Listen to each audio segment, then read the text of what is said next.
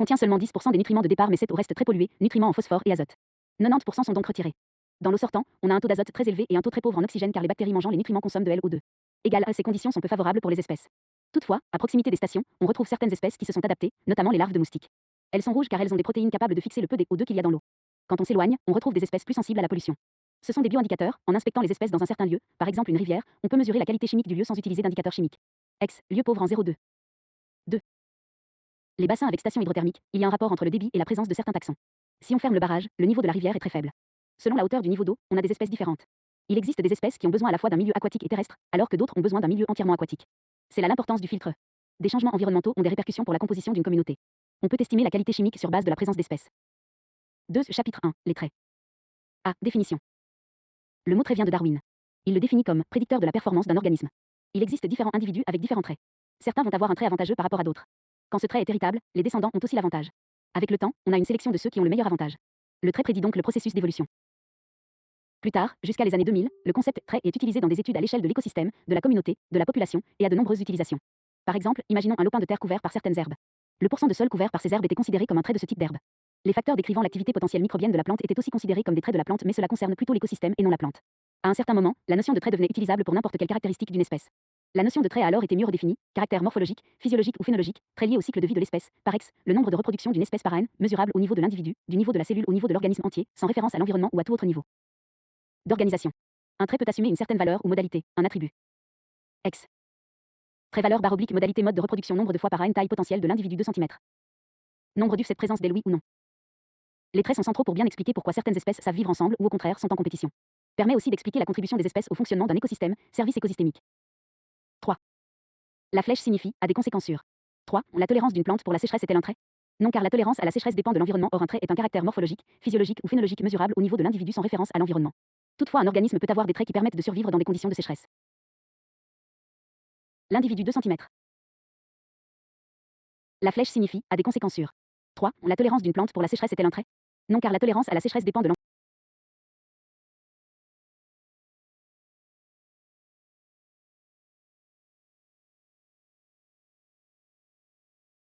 l'environnement. Or un trait est un caractère morphologique, physiologique ou phénologique mesurable au niveau de l'individu sans référence à l'environnement. Toutefois, un organisme peut avoir des traits qui permettent de survivre dans des conditions de sécheresse. B. Système hiérarchique des traits. Les traits fonctionnels, MPP, morphologiques, physiologiques, phénologiques. Phénologiques ont des effets sur les traits des biomasse végétative, performance reproductive, survie. Et les traits de performance déterminent le fitness d'un individu.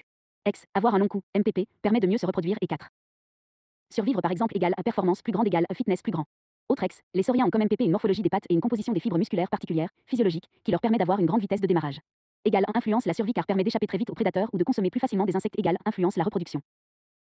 VMT égale VM0 astérisque RGR astérisque T. VM égale masse végétative, qui ne sert pas à la reproduction. C'est un trait de performance. RGR égale taux de croissance relatif. Il est déterminé par les MPP et a des conséquences sur les traits de performance. MPP égale RGR égale performance.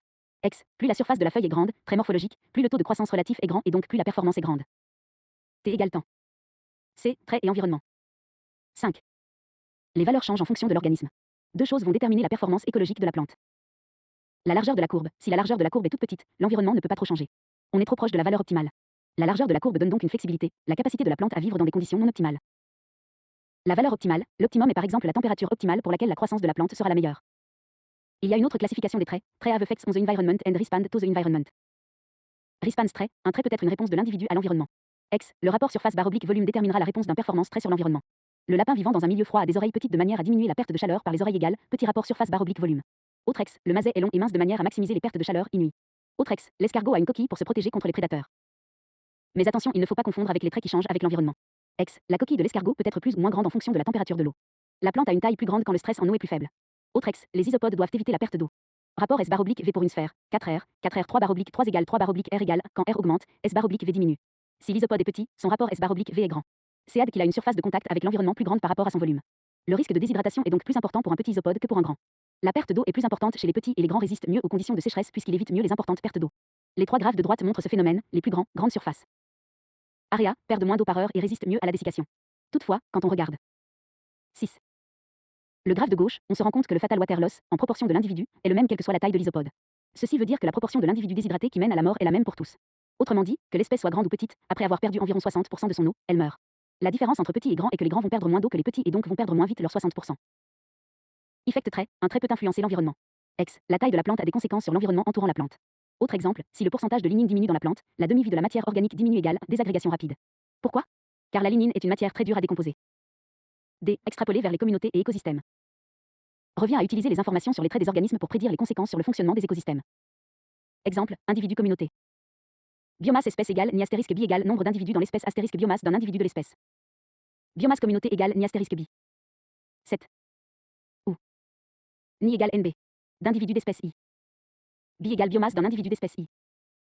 E. La variabilité intraspécifique. Robert MacArthur et Richard Levin, on ne peut pas dire qu'une espèce a un trait mais les individus ont des traits égaux, la variabilité est énorme dans une espèce. C'est pour éviter trop de compétition entre les individus. Les individus d'une espèce n'ont pas tous la même taille ainsi ils consomment des nourritures différentes. La variabilité intra- et interspécifique sont importantes. Années 80 à 2000, vue contemporaine.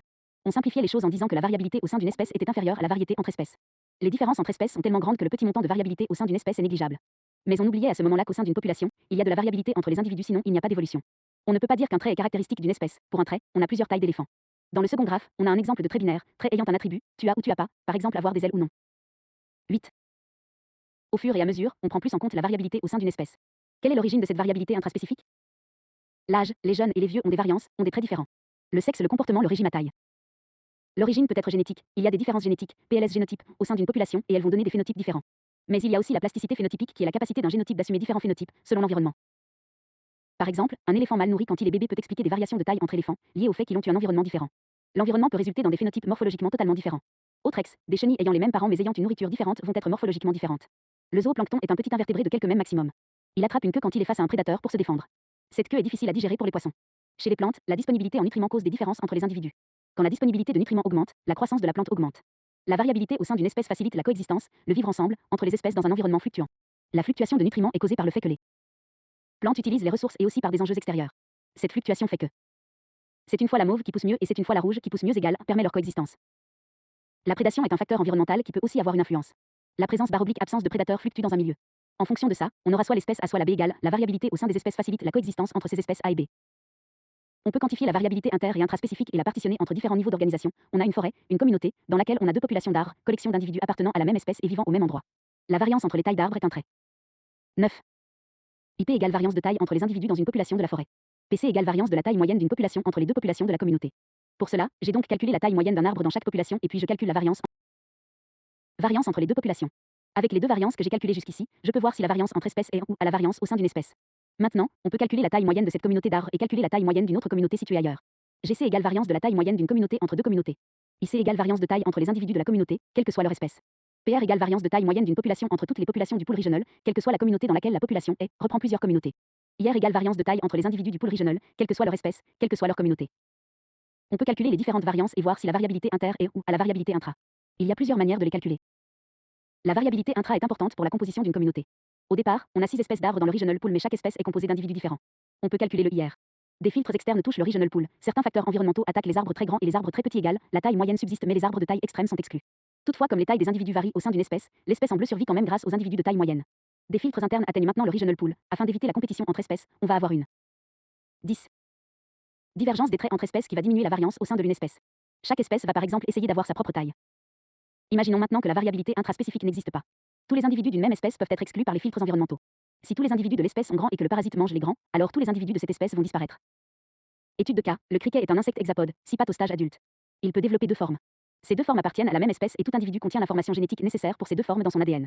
On a ici un exemple de plasticité phénotypique, en fonction de l'environnement des criquets, on passe d'une forme à l'autre. La forme solitaire, forme présente quand il y a très peu d'individus, lorsque la densité d'individus est très faible. Sous cette forme, les criquets se déplacent peu, ont une faible reproduction et ne sont pas un danger pour l'agriculture. La forme grégaire, si la densité de criquets augmente trop, les criquets peuvent développer un comportement grégaire. Si les individus sont fortement éloignés, il n'y a pas beaucoup d'interaction entre eux donc pas de transformation vers la forme grégaire égale, voilà pourquoi il faut beaucoup d'individus pour avoir la forme grégaire. Si on a des interactions intraspécifiques, les criquets vont subir des transformations hormonales et après 2 ou 3 générations, ils passent à la forme grégaire.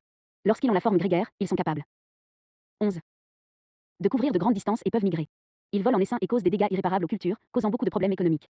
Mais le nombre d'individus finit par diminuer car les ressources sont limitées, or beaucoup d'individus mangent toutes les ressources. Phénomène d'hystérérie, la trajectoire pour passer d'un état 1 à l'autre état 2 n'est pas la même pour retourner de état 2 à l'état initial 1. Le chemin pour aller de solitaire à grégaire n'est pas direct. En effet, il faut passer par une population ayant des individus majoritairement solitaires. La cuticule est une couche de faible épaisseur mais importante car elle diminue les pertes d'eau. Elle est fragile car la poudre abrasive peut enlever cette cuticule et les criquets vont alors sécher. On a pensé utiliser de la poudre abrasive pour lutter contre la forme grégaire. Les criquets ont aussi un ovipositeur. Grâce à son ovipositeur très dur, la femelle peut pondre ses œufs profondément dans le sol où ils sont protégés des températures extrêmes.